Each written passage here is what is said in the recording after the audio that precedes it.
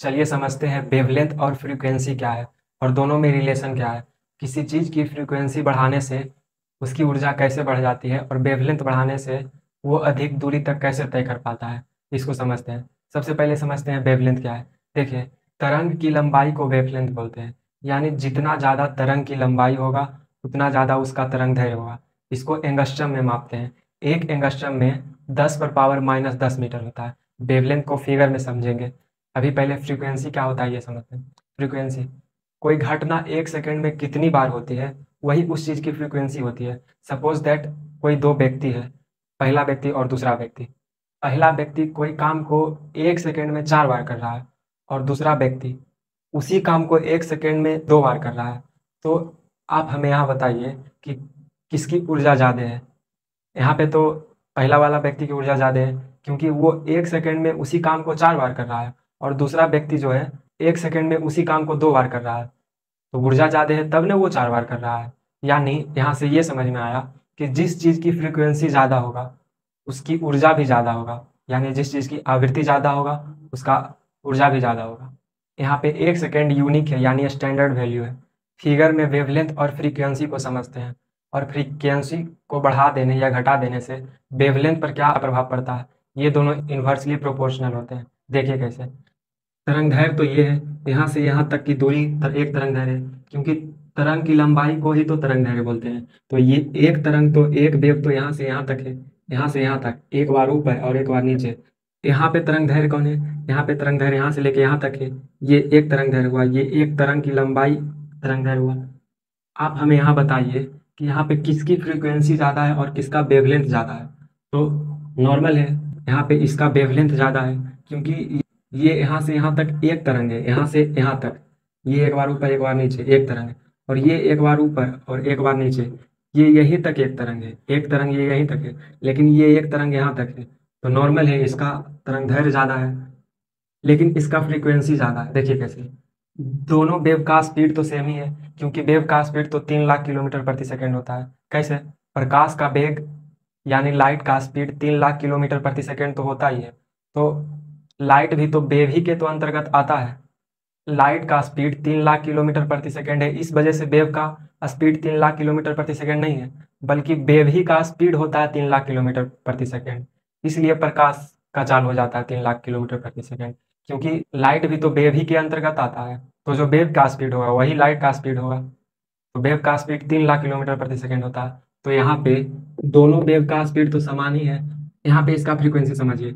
मान लेते हैं ये एक सेकंड में यहाँ से यहाँ तक एक तरंग तय किया, यहाँ से यहाँ तक एक सेकंड लगा, तो इसको भी तो यहाँ से यहाँ तक जाने में एक ही सेकंड लगेगा, क्योंकि दोनों का स्पीड तो सेम ही है। तो जितना समय में ये जितना दूरी तय करेगा उतना ही समय में ये भी तो उतना ही दूरी तय करेगा ना, क्योंकि दोनों का स्पीड तो सेम ही है। तो आप हमें यहाँ बताइए, इसका वेवलेंथ ज़्यादा है या इसका वेवलेंथ ज़्यादा है। ज़्यादा तो इसका वेवलेंथ है, लेकिन इसका फ्रीक्वेंसी ज़्यादा है, आवृत्ति ज़्यादा है, क्योंकि ये एक सेकंड में यहाँ से यहाँ तक गया है। मान लेते हैं जो एक ही तरंग की लंबाई है, लेकिन ये एक सेकंड में यहाँ से यहाँ तक गया है, लेकिन ये दो तरंग है, यहाँ से यहाँ तक पहला तरंग और यहाँ से यहाँ तक दूसरा तरंग। ये एक तरंग और ये एक तरंग, दो तरंग हो गया, लेकिन ये तो एक ही तरंग है। यानी यहाँ से क्या पता चल रहा है कि अगर किसी चीज़ की फ्रीक्वेंसी बढ़ा देंगे तो उसकी ऊर्जा तो बढ़ ही जाएगा। अभी इससे पहले एग्जाम्पल दिए थे, लेकिन इसका तरंग दैर्घ्य भी कम हो जाएगा। इसका फ्रीक्वेंसी बढ़ा दिए तो ये दो तरंग दैर्घ्य मिलके यहाँ तक गया, लेकिन ये एक ही तरंग दैर्घ्य में यहाँ तक गया। यानी किसी चीज़ की फ्रीक्वेंसी बढ़ा देंगे, आवृत्ति बढ़ा देंगे, तो उसकी ऊर्जा तो बढ़ ही जाएगी, लेकिन उसका तरंग दैर्घ्य घट जाएगा। यहाँ पे तरंग दैर्घ्य घट गया है, यानी फ्रीक्वेंसी यानी आवृत्ति का इन्वर्सली प्रोपोर्शनल होता है वेवलेंथ। यानी फ्रीक्वेंसी को बढ़ाएंगे तो वेवलेंथ घट जाएगा, क्योंकि इन्वर्सली प्रोपोर्शनल है, या वेवलेंथ को बढ़ा देंगे तो फ्रीक्वेंसी भी घट जाएगा। लेकिन अगर फ्रीक्वेंसी को बढ़ा देंगे तो ऊर्जा बढ़ जाएगी। अब यहाँ पे इससे पहले वाले वीडियो में इलेक्ट्रोमैग्नेटिक वेव तक बता दिए थे, लेकिन उसका जो 7 टाइप है वो नहीं बताए थे। जैसे ये गामा एक्सरे करके था, gamma x ray, UV rays, visual,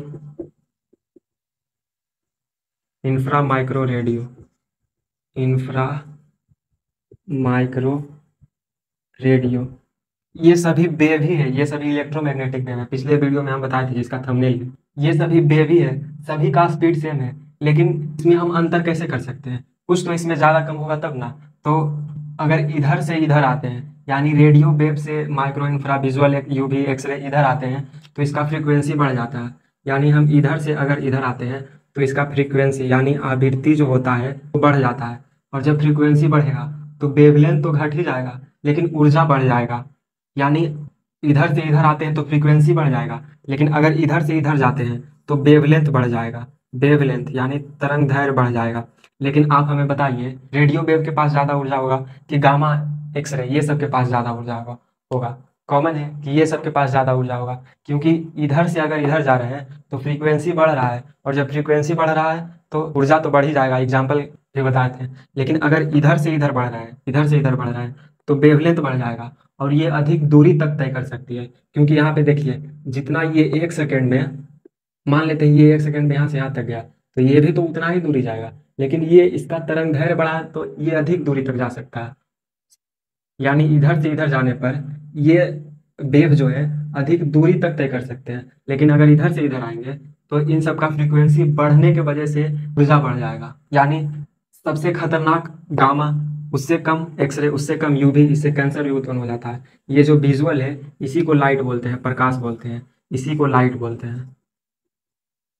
जो इलेक्ट्रोमैग्नेटिक वेव भी है यानी विद्युत चुंबकीय तरंग भी, और फोटोन के रूप में कण भी है। इंफ्रा माइक्रो रेडियो, सबसे कम ऊर्जा रेडियो वेव के पास होगा, लेकिन ये सबसे अधिक दूरी तक तय कर सकती है। और सबसे अधिक ऊर्जा गामा रेज के पास होगा, लेकिन ये सबसे कम दूरी तक तय कर सकता है, क्योंकि वेवलेंथ घट जाएगा। यानी जिसकी फ्रीक्वेंसी ज़्यादा होगा, आवृत्ति ज़्यादा होगा, उसके पास ऊर्जा भी ज़्यादा होगा, लेकिन वो अधिक दूरी तक नहीं तय कर सकता है। लेकिन जिसकी फ्रीक्वेंसी कम होगी उसकी ऊर्जा भी कम होगी और वो अधिक दूरी तक तय कर सकता है।